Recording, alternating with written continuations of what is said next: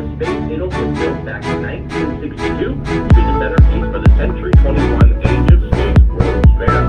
That was held all below and around on what is now the Seattle Center campus. Most of the buildings you see down below are from the World's Fair, including the monorail, up outdoor on show, indoor and outdoor observation deck, and down our third glass staircase you'll find yourself at the loop with the glass floor, and that's where you exit from. Have a great time up top today.